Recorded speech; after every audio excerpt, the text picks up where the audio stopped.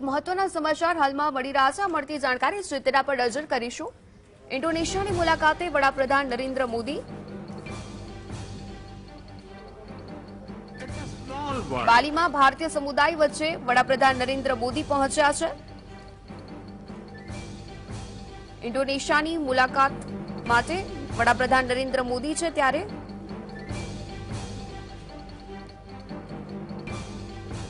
ઇન્ડોનેશિયાના બાલી ખાતે પહોંચ્યા છે. ત્યાં તેમનું જોરદાર રીતે સ્વાગત કરવામાં આવ્યું છે.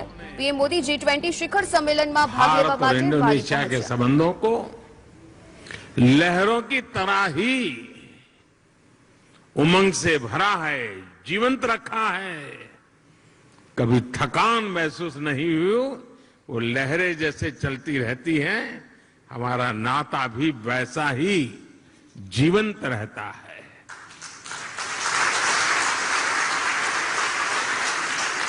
एक समय था जब कलिंग, मेदांग जैसे साम्राज्यों के माध्यम से भारत का दर्शन, भारत की संस्कृति इंडोनेशिया की धरती तक पहुंची. आज एक ये समय है जब भारत और इंडोनेशिया 21वीं सदी में विकास के लिए एक दूसरे के साथ कंधे से कंधा मिलाकर काम कर रहे हैं. इंडोनेशिया की जमीन ने भारत से आए हुए लोगों को प्यार से एक्सेप्ट किया, उन्हें अपने समाज में सम्मिलित किया. इसी वजह से आज आप सभी इंडोनेशिया के विकास और समृद्धि में अपना योगदान दे रहे हैं. हमारे बहुत सिंधी परिवार यहां रहते हैं और भारत से आए हुए हमारे सिंधी परिवार के भाई बहनों ने यहां के टेक्सटाइल सेक्टर में, स्पोर्ट्स गुड सेक्टर में, इतना ही नहीं, फिल्म और टीवी इंडस्ट्री में भी काफी कुछ कंट्रीब्यूट किया है. गुजरात से जुड़े हुए काफी लोग यहां हैं. जेम्स, डायमंड्स, माइंस, इवन खेती, किसानी, उसमें भी वो लोग नजर आते हैं. भारत से आए हुए engineers, chartered accountants, professionals Indonesia के विकास के सहयात्री बने हुए हैं. कितने ही तमिल भाषी कलाकार यहां की संस्कृति, यहां के आर्ट्स को और समृद्ध करने में अपना योगदान दे रहे हैं. मुझे याद है जब 3-4 साल पहले इंडोनेशिया के बप्पा नयोमान न्यू आर्टा जी को भारत ने पद्मश्री से सम्मानित किया था. उस समय भारत का राष्ट्रपति भवन तालियों की गड़गड़ाहट से गूंजता ही रहता था. उनकी बनाई कलाकृति गरुड़ विष्णु केनकाना का कोई शायद हिंदुस्तानी ऐसा नहीं होगा जो उसकी प्रशंसा न करता हो. ऐसे ही इंडोनेशिया के वायन दिव्या और आगोस इंदिरा उदयन जी, उनको जब पद्म सम्मान मिला था तो मुझे उनके बारे में काफी कुछ जानने का, निर्णय करने से पहले मुझे काफी कुछ उनके विषय में जानने का मौका मिला. आगोस इंदिरा उदयन जी, आप भली भांति परिचित हैं उनसे और आज यहां मौजूद भी हैं. वो बाली में महात्मा गांधी के विचारों को आगे बढ़ाने के लिए जी जान से जुटे हुए हैं.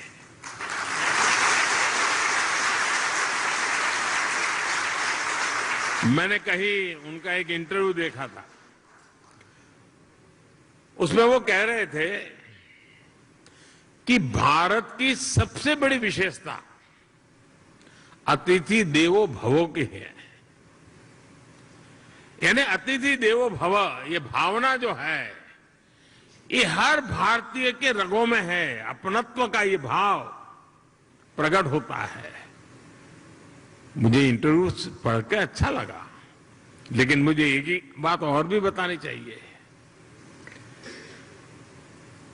अपनत्व के विषय में भारत की तारीफ हो रही होगी, लेकिन इंडोनेशिया के इंटरव्यू पढ़ के अच्छा लगा, लेकिन मुझे एक ही बात और भी बतानी चाहिए। अपनत्व के विषय में भारत की तारीफ हो रही होगी, लेकिन इंडोनेशिया के लोगों का भी अपनत्व कम नहीं है।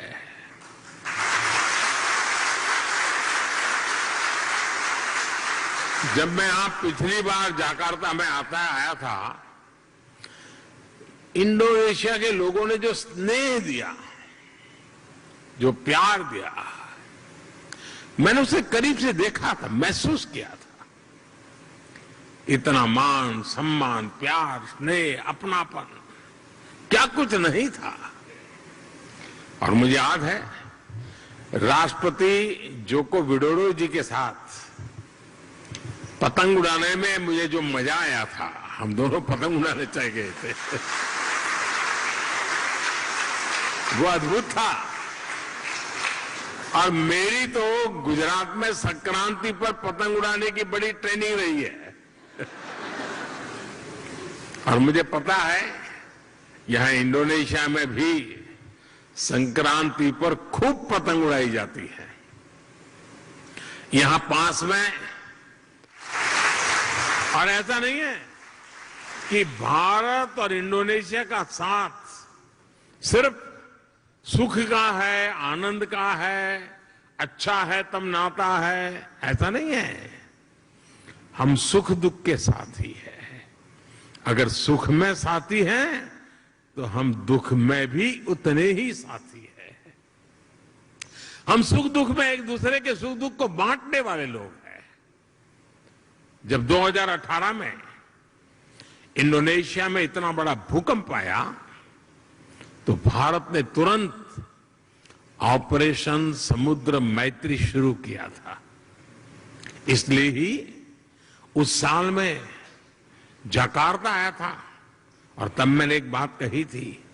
मैंने कहा था कि भारत और इंडोनेशिया में 90 नॉटिकल मील का फासला भले हो, लेकिन हकीकत तो ये है हम 90 नॉटिकल मील दूर नहीं है, हम 90 नॉटिकल मील पास है।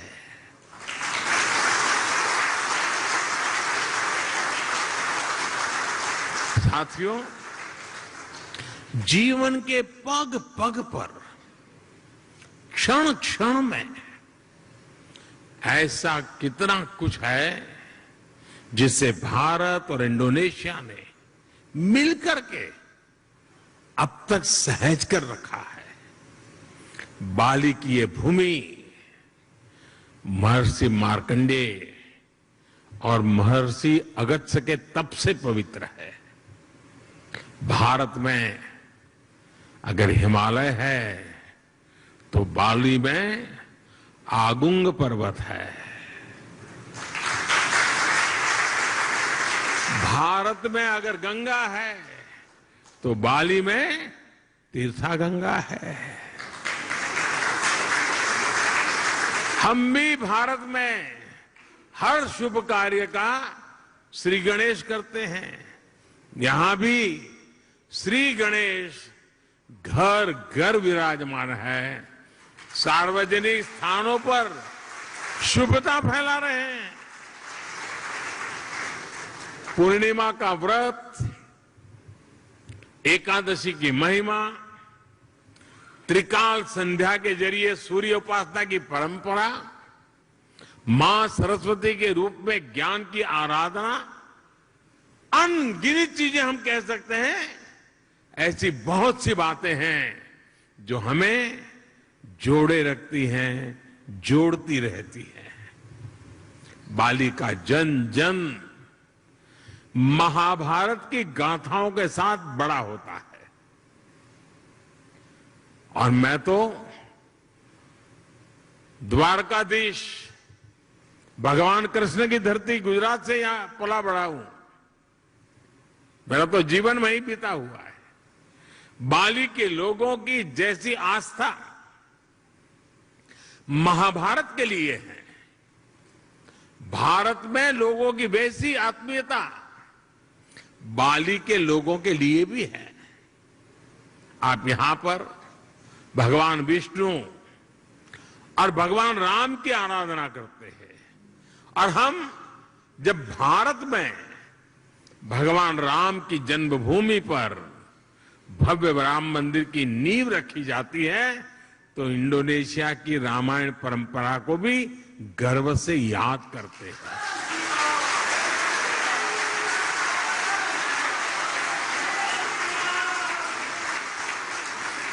कुछ साल पहले जब भारत में रामायण फेस्टिवल का आयोजन हुआ था, तो इंडोनेशिया के भी कई कलाकार, यहां से कई कलावृंद भारत आए थे, और अहमदाबाद में, हैदराबाद में, लखनऊ में, अनेक शहरों में वो अपना कार्यक्रम करते करते वो अयोध्या आए थे। उनका आखिरी समापन कार्यक्रम अयोध्या में हुआ था और बहुत वाहवाही हुई थी। हिंदुस्तान में जहां गए अखबार भरे पड़े रहते थे। भाई और बहनों, बाली में ऐसा शायद ही कोई व्यक्ति होगा जिसकी अभिलाषा नहीं होगी कि अपने जीवन में एक बार अयोध्या या द्वारिका के दर्शन न करें, ऐसा शायद कोई भी इंसान नहीं होगा। भारत में भी लोग पंबानन मंदिर और गरुड़ विष्णु केनकाना की भव्य प्रतिमा के दर्शन करने के लिए बहुत ही इच्छुक रहते हैं। कोरोना काल से पहले एक साल में ही 5 लाख से ज्यादा भारतीयों का अकेले बाली आना ही इसकी गवाही देता है।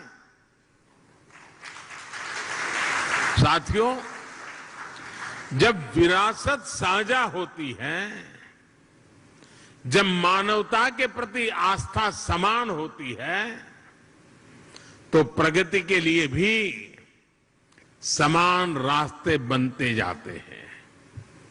कुछ महीने पहले ही 15 अगस्त को भारत ने अपनी स्वतंत्रता के 75 साल पूरे किए हैं।